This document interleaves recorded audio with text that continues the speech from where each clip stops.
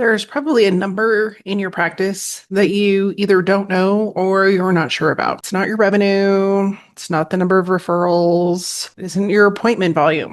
It's this. It's how many people started on the journey to become a patient of yours and never either made it to your schedule, showed up for their appointment, or showed up for subsequent appointments. Somewhere along the way, they got lost. Every single practice has these patients. And there are numerous places where patients can fall through the cracks. In today's episode, we're going to identify the top contenders, as well as the cost to your practice, what your competitors are doing to alleviate that same challenge, and you're going to get a 3-step action plan. If we haven't met yet, I'm Alisa Conner, and I show up every week to help both specialty medical practices and professional service organizations grow, not by outspending their competitors, but instead by creating patient and customer experiences that your patients and customers can't wait to talk about.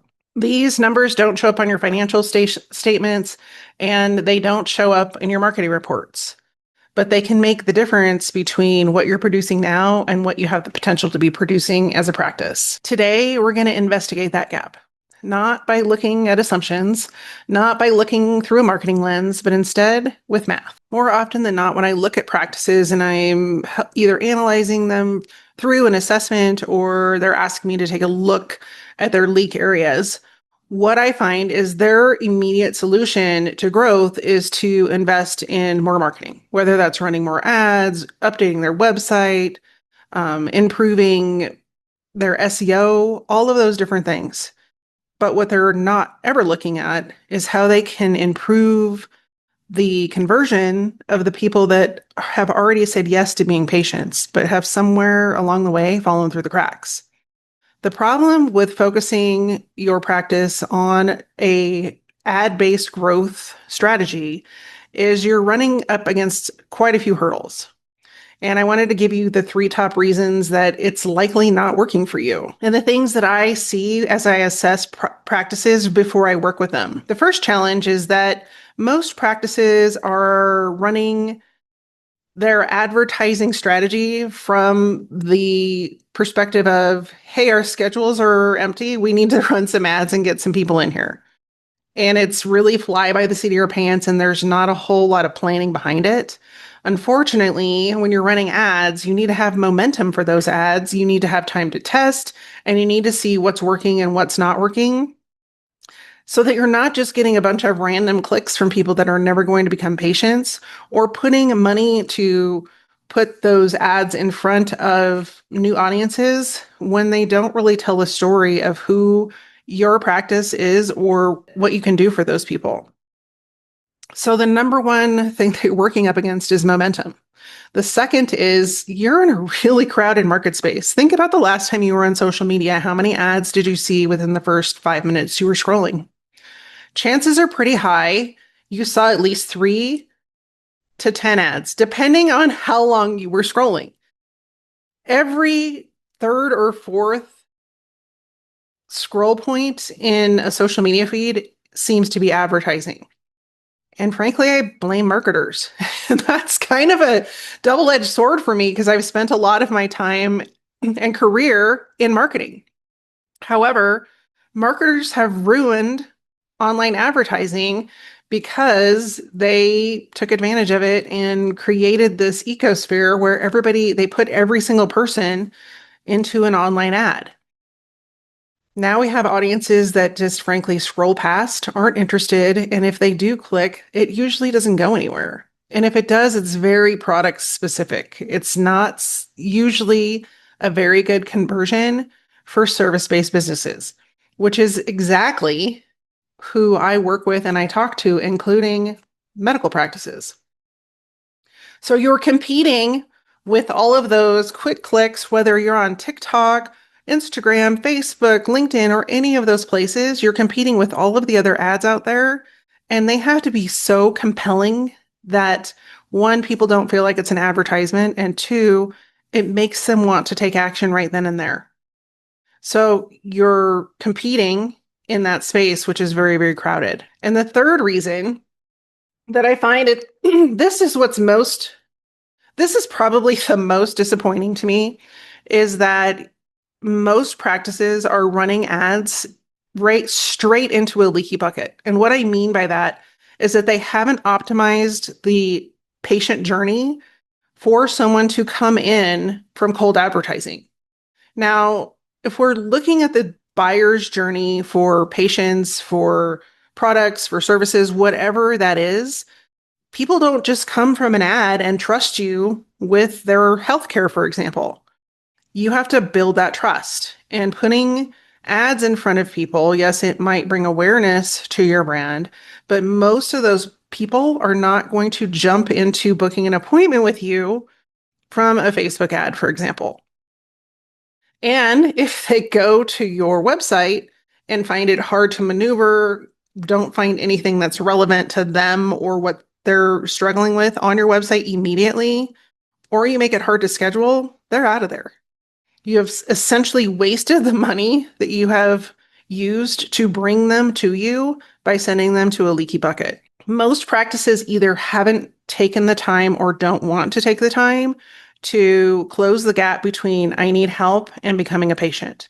And that right there is a huge differentiator in what your revenue could look like versus what it looks like today. Let me preface that statement with some empathy and relate it to what's going on in the private equity buyout. Physicians went to medical school to learn to heal people. They didn't go to medical school with the intention of becoming business majors or business aficionados. However, once they started their practice or they've been in a practice, they find themselves faced with everyday decisions for roles that they are neither qualified or prepared for, but they're doing their very best. So I want to give them kudos for taking on those roles, even though it's not in their wheelhouse. But unfortunately, who you're competing against in the private equity space, that's what they do all day, every day. They buy up companies, they chew them up, and they spit them out. And their main focus is profit. They don't care about patients. They don't care about patient experience.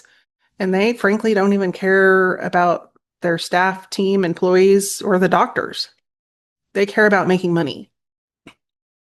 I have hopes of sharing some of the knowledge I have acquired over the 20 plus years that I've been in business with the medical community so that maybe you're not just walking around blindly anymore and you have some direction when you're forced into these roles.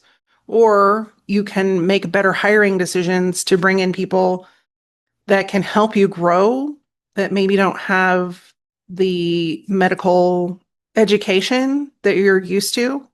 Because we seem to assume that you have to be medically trained in order to work in a medical office.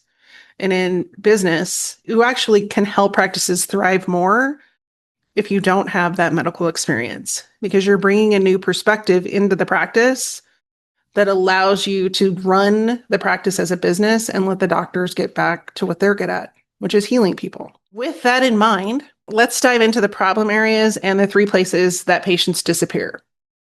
Now, there are certain numbers that your practice should keep an eye on when you're wondering where patients are going and why they're not going completely through the journey.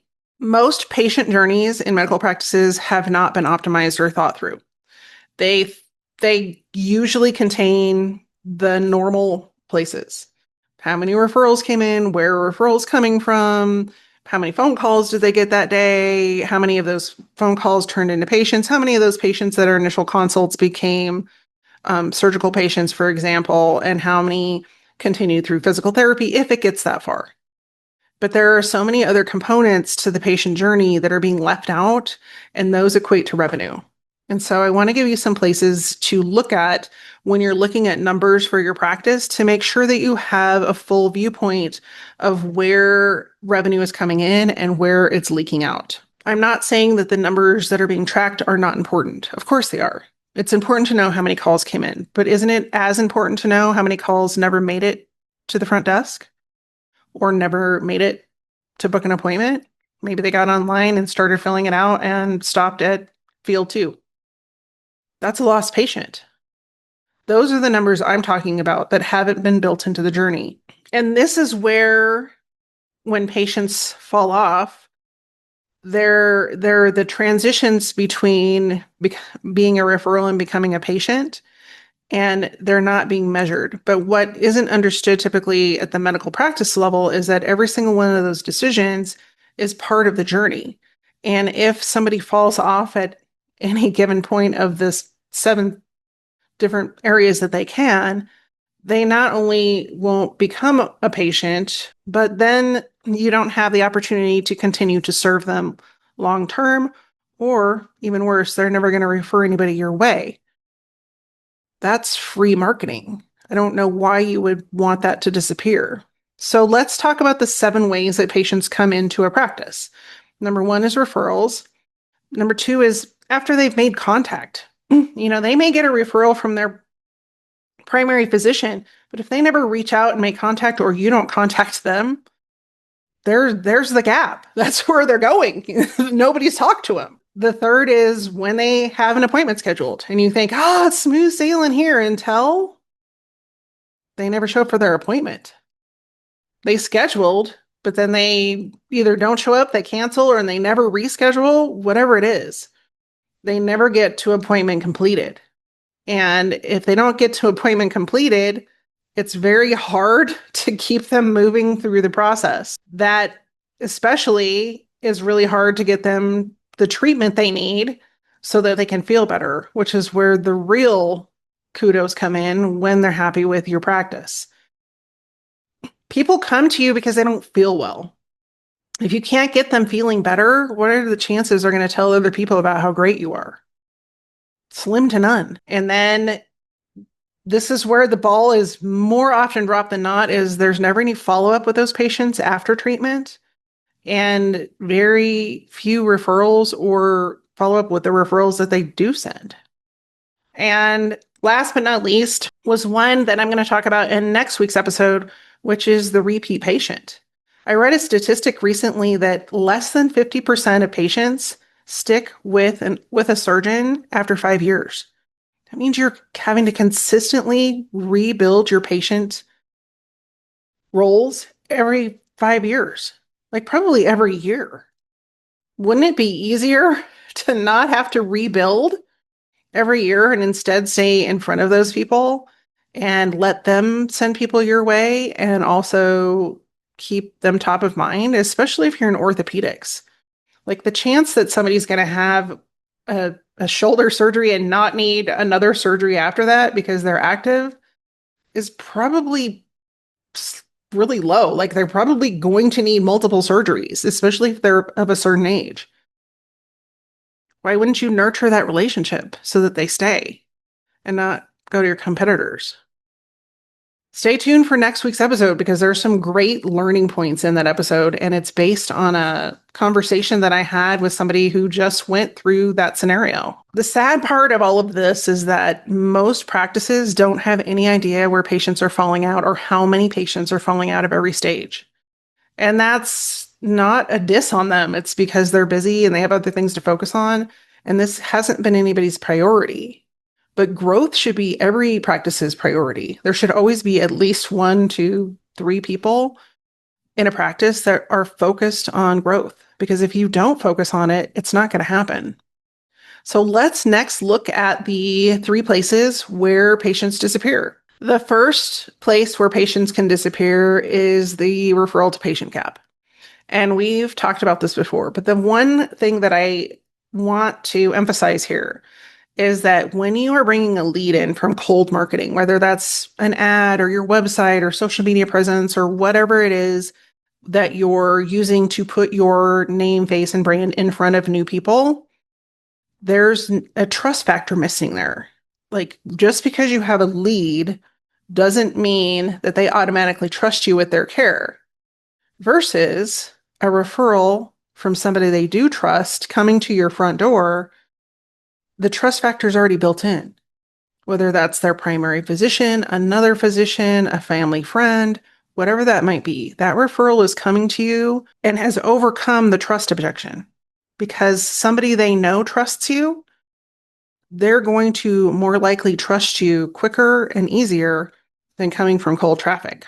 But many practices that I look at and engage with. Treat referrals like a administrative task.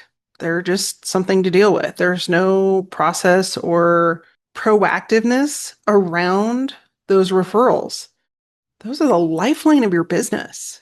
And yet nothing has been done intentionally to ensure that those people are well received, that they're taken care of, and that they make it all the way through the process. Things that I would ask if I were working with your practice, and then I do ask practices that I work with, are how quickly are referrals contacted?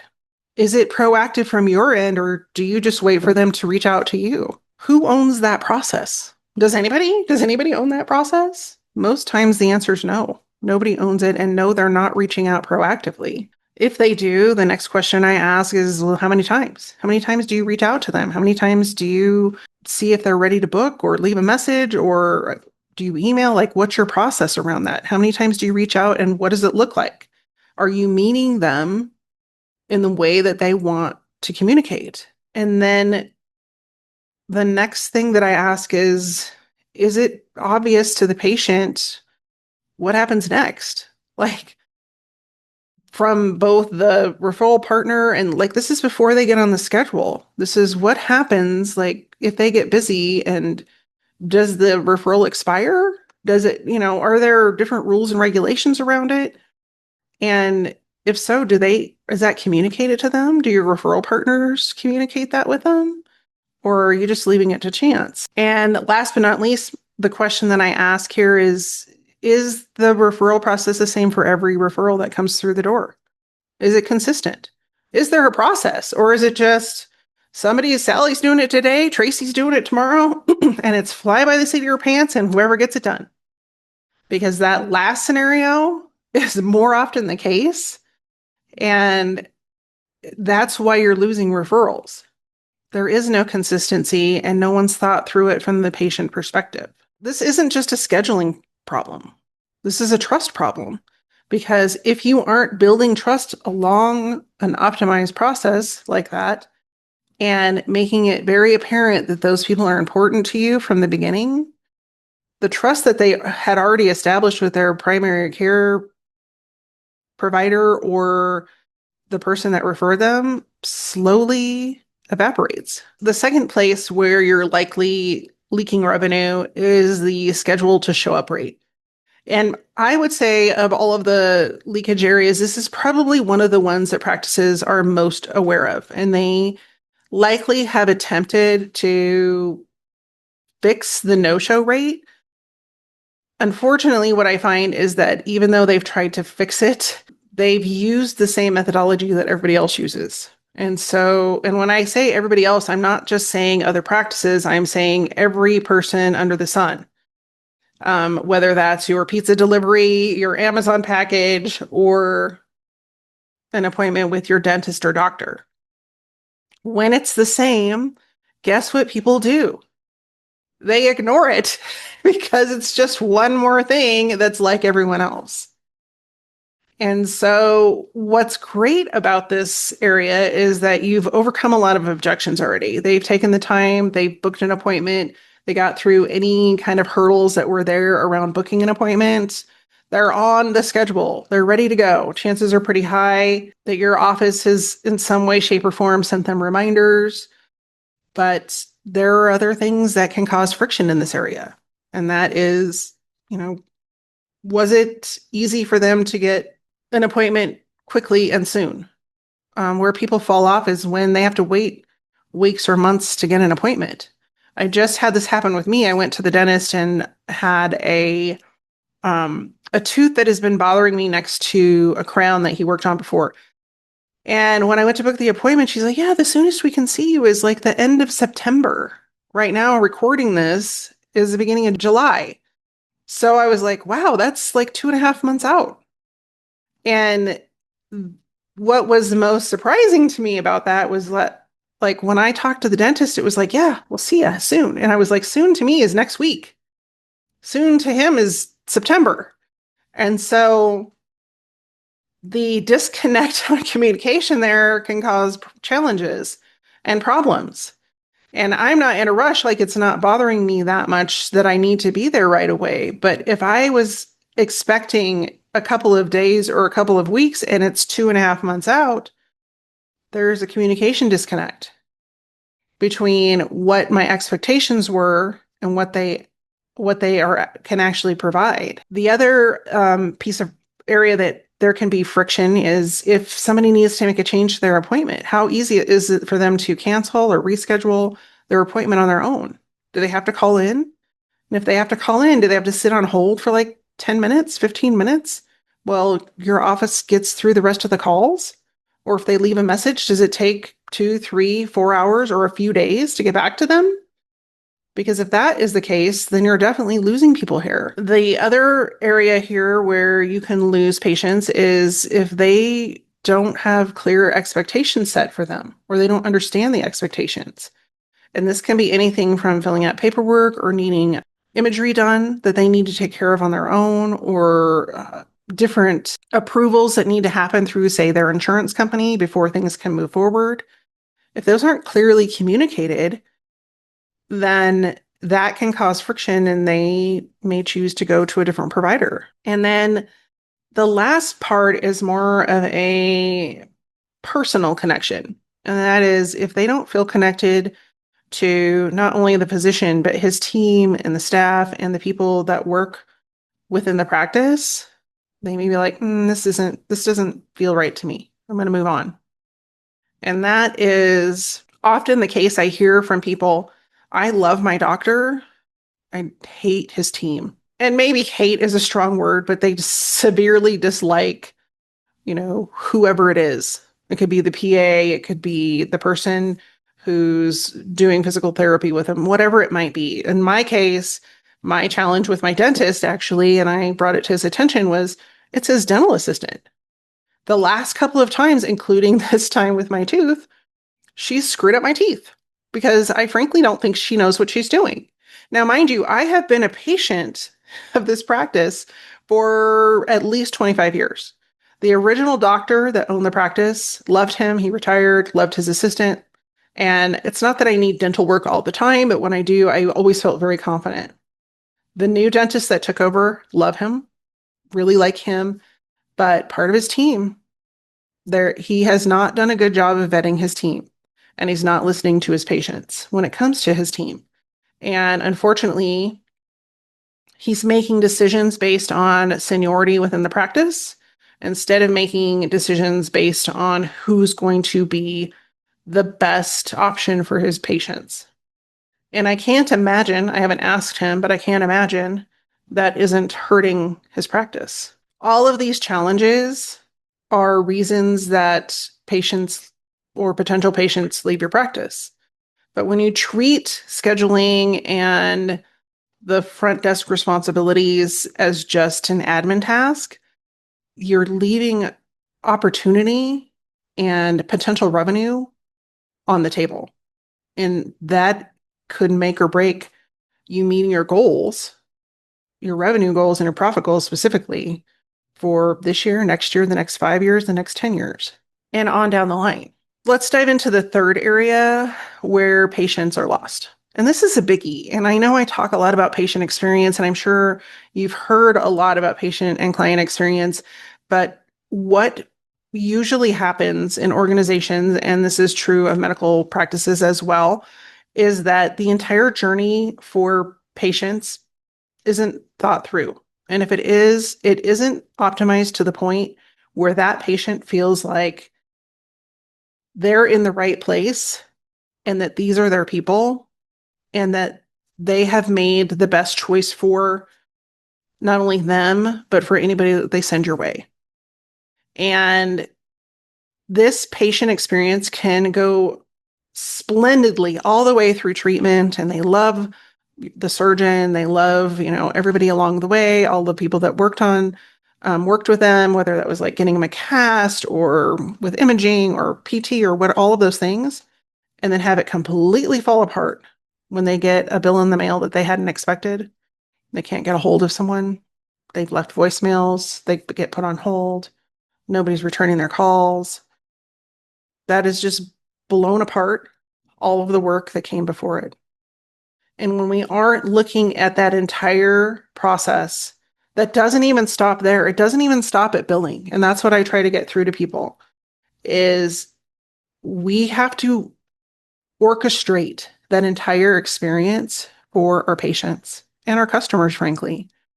And if we haven't, we're definitely leaving money on the table. Some questions that you can ask yourself about your patient experience along the way, and this is anywhere between, going through treatment or getting treatment to becoming a repeat patient is, was it easy to do work with you? Did they like your team? Were there people on your team that they didn't like? And did anybody bother to find that out? Did they feel taken care of? Did the practice anticipate their needs and their future needs? And I had a really interesting, it was kind of like a TED talk that came across my Instagram feed a couple weeks ago. And it kind of stopped me in my tracks because it was a guy that was talking about Trader Joe's. And he said, when you go to Trader Joe's and you go up to the counter, they ask you to, or they ask you one question every single time, and then they're required to do one other thing. And he asked the audience, does anybody know what those things are?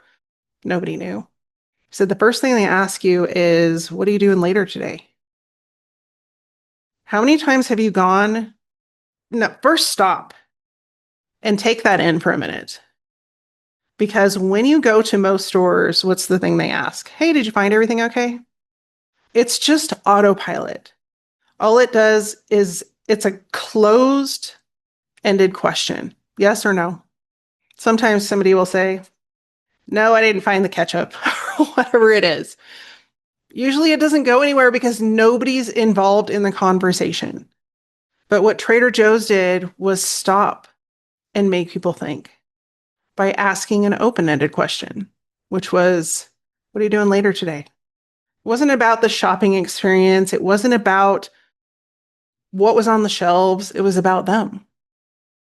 The second thing, if you haven't seen this, it'll be a surprise to you, but the second thing they were required to do was make a comment about something that buyer had on the conveyor belt that they were buying.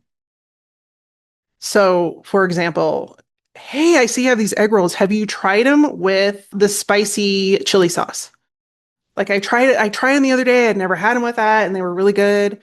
And we only have that spicy chili sauce like twice a year, so I always try to grab it when it's here. And like whatever, and it doesn't even have to be pushing another product. It can just be like, hey, I didn't even know that we had those ice cream cones back. I'm so excited. And they have strawberry this year. Can you believe it?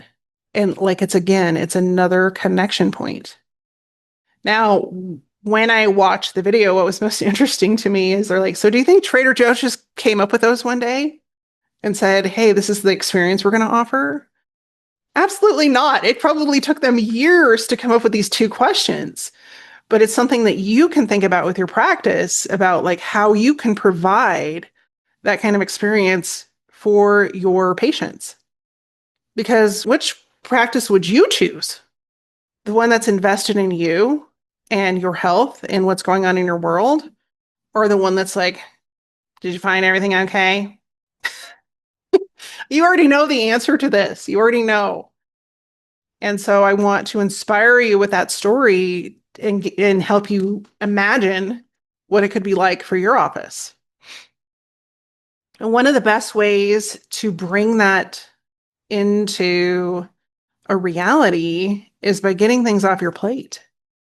And one of the only ways to get things off your plate, I don't care what size of business you are or what kind of business you have, one of the only ways to make your plate less full is to optimize and create processes for your business and then assign those processes to every person.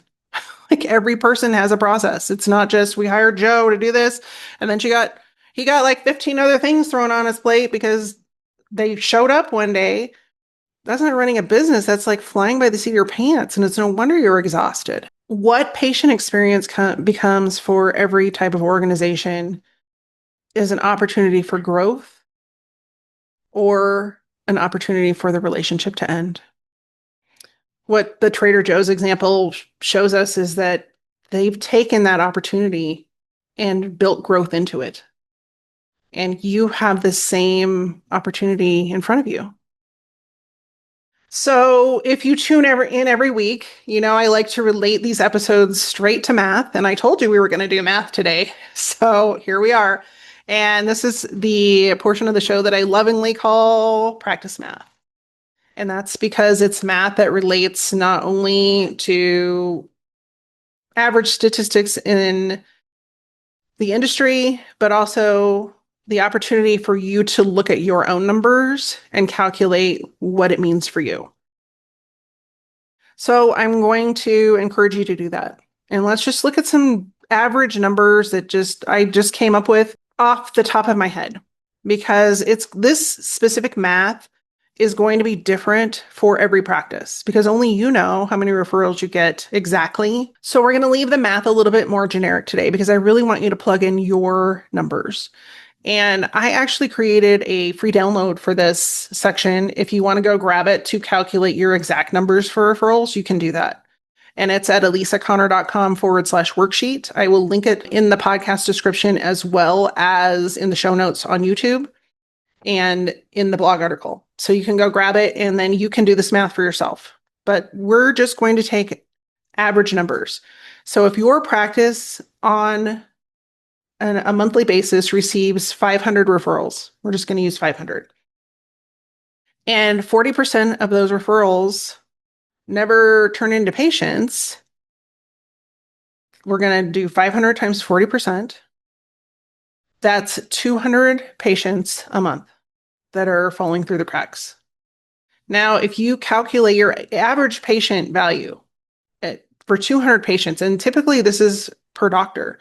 And when I'm looking at orthopedics, like most surgeons see between 300 and 500 patients a month. And so that's where I came up with the 500. If we're just looking at 500, 40% of those people, and it's usually higher than that, never make it onto the schedule. You have 200 patients roughly that are never making it through the door. They're either going to a competitor or they're not doing anything. Whatever's happening to them, they're not spending money with your practice. If your average cost, and I want to add a new factor into this, and that is typically when we're looking at specifically orthopedics, we're only calculating on surgery. But I want to take it further down the line because most patients that go through a surgical procedure don't stop at surgery. They have costs before and costs after, and maybe even costs down the line. Things like imaging, things like follow-up visits, things like physical therapy or accoutrements that they have to get, like casts and crutches and all of those different things. Those are all costs that if your practice can provide them, you're losing money when they walk out the door. And so I'm going to up the ante a little bit this week to $7,000 a patient. That's probably still low, but even if you're at $7,000 a patient times 200 patients a month, you're at 1.4 million monthly per doctor that you're losing that's walking out the door. And latest research shows that over half of referrals never make it onto the schedule. Now, I'm not delusional enough to believe that every person that's referred to you is going to turn into a patient. Even if we cut that number in half, it's over $700,000 a month per physician in your office of revenue that is walking out the door that you will never recover by running ads. It's never going to be recovered by fixing your website, adding SEO. Doesn't matter what you spend in marketing.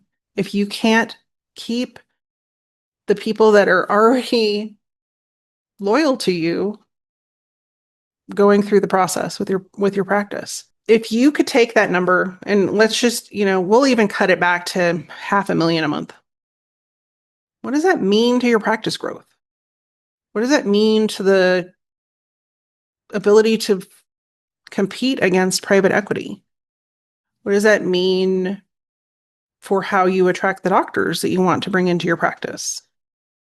Those are all things to think about and envision because they're all within your grasp if you have somebody to guide you along creating that journey. And so, and you're looking at the math and you're like, okay, well, I don't even know where to start with this. This is exactly why I give you a 3-step action plan. And this week's no different. So let's dive into what it is. Step number 1 is to stop looking at outcomes and instead look at what is leading to the revenue you're already creating. What are the steps leading there? Like, if you don't know your numbers, it's really hard to know where you're leaving money. And if you don't know where people are falling out of the process and you're just looking at the bottom line of the number of people that did get to completion, there's no way to know how many people you lost along the way. And so becoming aware of all of the places that touch your patients and then creating a map for people to follow and make sure that people don't get lost along the way on the map so that you are converting more of those people. And the best way to create this map, it's going to sound so old school, but it really is the best way because it enables everybody on your team to give their input, and it's visually less confusing for people to follow along, but it's to write it out on a whiteboard, on a piece of paper, both, whatever it is. If you can draw this visually and you can create all of the stops along your treasure map, your patient treasure map, for lack of a better term, people will know where to plug in and be able to give you insights and perspective from where they show up on the map. Places to include on the map: referrals received, how long it took to respond to those referrals, scheduling, like are people falling off during scheduling? Where are they falling off? A lot of people have never even looked at their scheduling. They've never even tried to schedule their practice. If you haven't, that is gold. Like, go do it right now. You're going to learn so much about where people are getting stuck. Once people have an appointment, what happens? Like, they just go off into la-la. Do they get a card that they lose immediately while they're getting into their car? Or is there a backup plan? And what is the backup plan? Does it look like everybody else's? So if it does, and you're not Trader Joe's and asking the right questions or putting it in front of them in a different and unique way, you're getting ignored. I can guarantee it, which is why people aren't showing up. When it comes to treatment, are people falling off there? Are there certain places where they fall off? Is it financial? I mean, I don't know the answers to these. You have to ask these for your practice. And then when it comes to following up with patients, both current and previous, do you have a system in place? Do you have a process? What happens? They go to PT and then they do their 5 to 10 sessions and then they're never heard from again. It's exactly what happened to me. Nobody ever followed up with me. I was supposed to go back and have another follow-up visit with my doc and never rescheduled. Nobody ever followed up. Nobody ever asked, hey, how's it going? Is your ankle better? Which it's not, but anyway, that's a story for another day. And then the last step of your process is to choose the biggest breakdown and figure out how you're going to fix it in the next 30, 60, 90 days. Some of these fixes are going to take longer and some of them will be short, but you have to have a plan. So find the biggest leak and start to plug that one first. The practices that grow the most and have the most consistent growth are not always those that have the highest number of lead generation or the most demand. It's those that care for their patients and those that are concerned about the journey that each of those patients is going on from the perspective of what the physician wants for them. The physicians in practices are the ones that care about the well-being of their patients. I'm not saying the rest of the team doesn't, but they're not as invested in the health and well-being because that's what doctors are trained for. Your patients are giving you clues about why they're leaving and where they're leaving.